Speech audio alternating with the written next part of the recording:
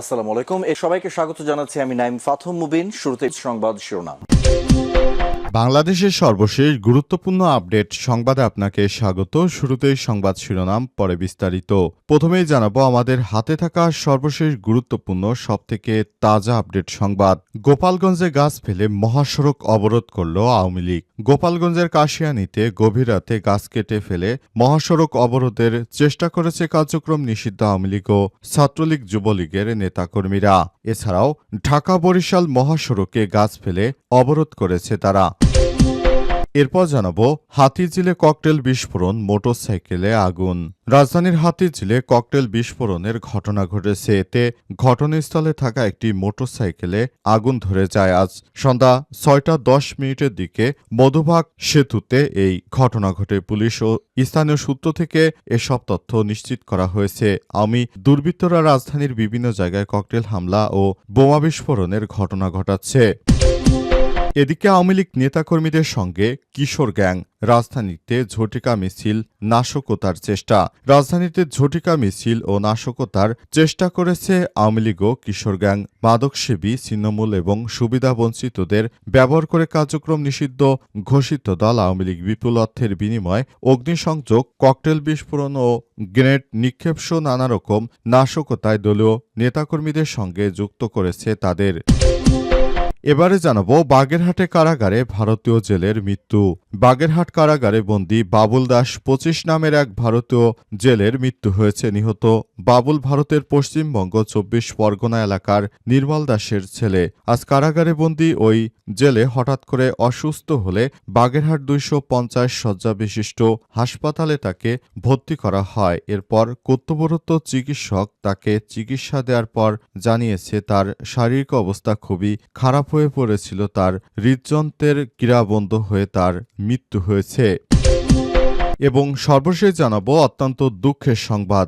দেশের প্রধান পর্যটন কেন্দ্র সেন্ট মার্টিন বন্ধ করে দেয় বছরে সরকারের ক্ষতি ৪০০ কোটি টাকা। বর্তমান অন্তর্বর্তীকালীন সরকারের উপদেষ্টা রিজওয়ানা ক্ষমতা আসার পরই সেন্ট মার্টিন বন্ধ করে দিয়েছেন। অবস্থায় সেন্ট মার্টিন বন্ধ করে দেওয়ার ঘটনায় বাংলাদেশের প্রতি বছর পর্যটন খাত থেকে প্রায় ৪০০ কোটি টাকা সরকার রাজস্ব হারাচ্ছে। আজ এক প্রতিবেদন থেকে এসব তথ্য জানা গেছে।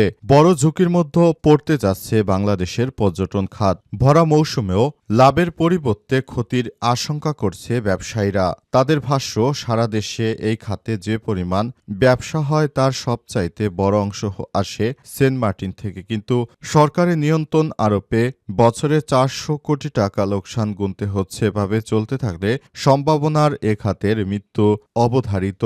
প্রিয় দর্শক, এতক্ষণ শুনছিলেন সংবাদ শিরোনাম, এবারে বিস্তারিত। তবে তার আগে বন্ধুরা অনুরোধ থাকবে এই সংবাদটিতে একটি লাইক দিন।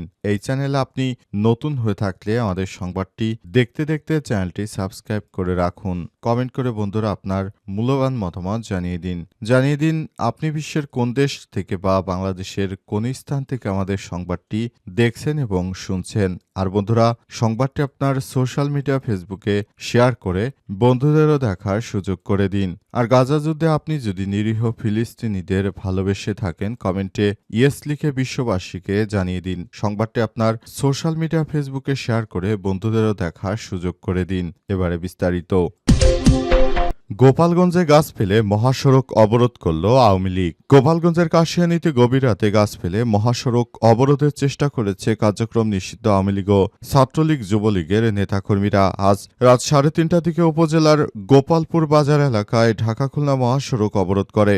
এতে মহাসড়কের দুই পাশে যানবাহন আটকে পড়ে এবং হামিম পরিবহনের একটি যাত্রীবাহী বাস ক্ষতিগ্রস্ত হয়। কাশিয়ানী থানার ভারপ্রাপ্ত কর্মকর্তা ওসি কামাল হোসেন বিষয়টি যুগান্তরকে নিশ্চিত করেন। তিনি জানান, ভোর ৩:৩০ দিকে উপজেলার গোপালপুর বাজার সংলগ্ন ঢাকা খুলনা মহাসড়কে নিষিদ্ধ ঘোষিত আওয়ামী লীগ, যুবলীগ ও ছাত্রলীগের কিছু অজ্ঞাত লোক গাছ কেটে ফেলে মহাসড়ক অবরোধের চেষ্টা করে। সময় ঢাকা থেকে ছেড়ে আসা হামিম পরিবহনের একটি যাত্রীবাহী বাস ক্ষতিগ্রস্ত হয়। খবর পেয়ে কাশিয়ানী থানা পুলিশ ও রাতল আর্মি ক্যাম্পের সদস্যরা ঘটনাস্থলে গিয়ে রাস্তা থেকে গাছ কেটে অপসারণ করে যানবাহন চলাচল স্বাভাবিক করেছে।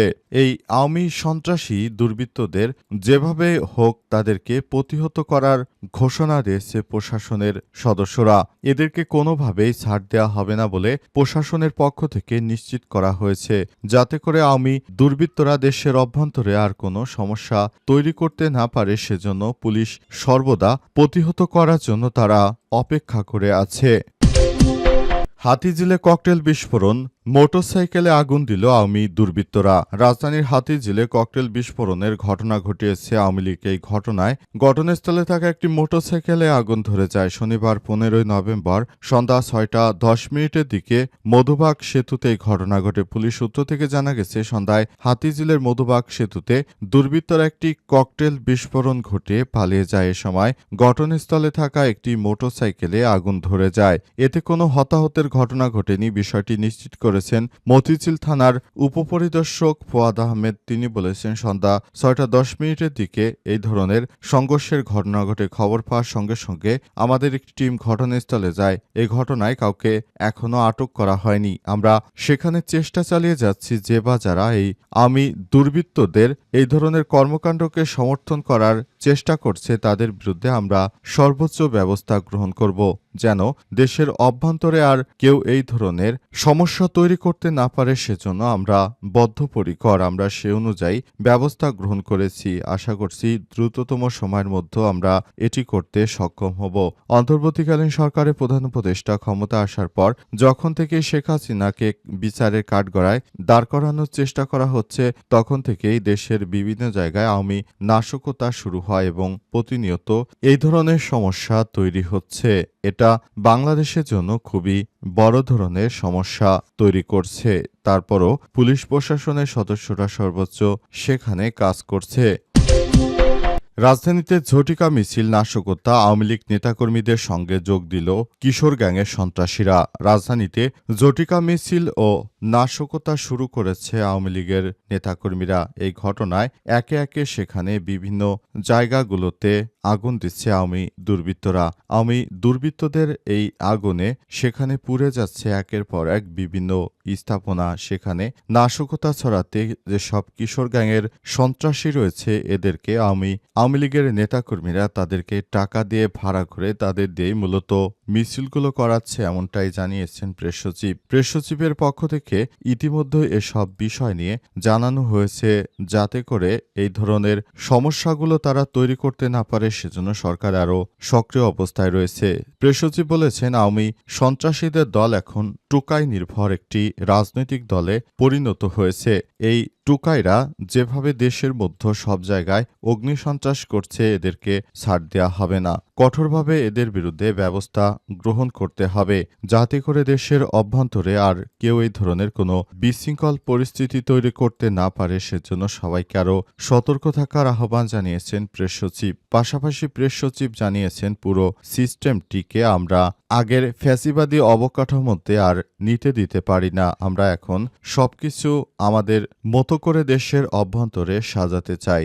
যারা দিল্লিতে বসে দেশের বিরুদ্ধে ষড়যন্ত্র করছে, অগ্নিসন্ত্রাস করছে, তাদেরকে কোনোভাবেই ছাড় দিবে না দেশের প্রশাসন সর্বোচ্চ সতর্ক অবস্থানে রয়েছে বলে জানান তারা। বাগেরহাট কারাগারে ভারতীয় জেলের মৃত্যু।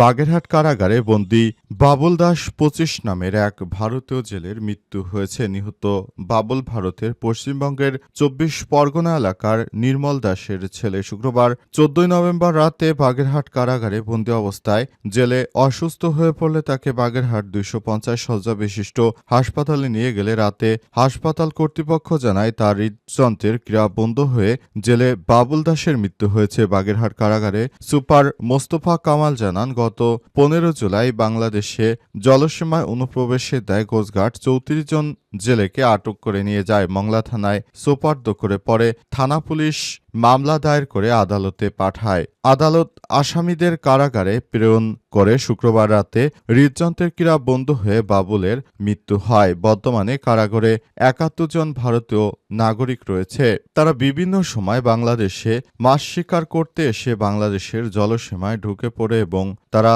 নানা রকম বিশৃঙ্খল পরিস্থিতি তৈরি করে। এজন্য বাংলাদেশের কোস্টগার্ড, নৌবাহিনী, সদস্যরা তাদেরকে আটক করতে বাধ্য হয়, কারণ তারা ভারতীয় জলসীমা ছেড়ে তারা বাংলাদেশে এসে তারপর এই ধরনের সমস্যা তৈরি করার কারণে দেশের মধ্যে যেন সমস্যা তৈরি না হয় সেজন্য এই ধরনের ব্যবস্থা গ্রহণ করা হয়েছে, যাতে করে দেশের অভ্যন্তরে এই ধরনের কোনো নাশকতা করতে না পারে। তাই সে ব্যাপারে ইতিমধ্যে কাজ শুরু করেছে। কোস্টগার্ডের পক্ষ থেকে বলা হয়েছে, ভারত থেকে তারা প্রতিনিয়ত বাংলাদেশের অভ্যন্তরে ঢুকে তারপর নানা রকম সমস্যা তৈরি করছিল। এজন্য আমরা তাদেরকে আটক করতে বাধ্য হই। মাঝে মাঝে বাংলাদেশি জেলেদেরও ধরে নিয়ে যায় ভারতের কোস্টগার্ড ও ভারতীয় নৌবাহিনী। তাদেরকে আবার কিছুদিন পর ভারতের সরকারের হাতে দেয়া হয়। এ অবস্থায় দুই দেশের মধ্যে যেন কোনো ধরনের সমস্যা না হয় সেজন্য ইতিমধ্যেই কাজ শুরু করেছে দুই দেশের কর্মকর্তারা।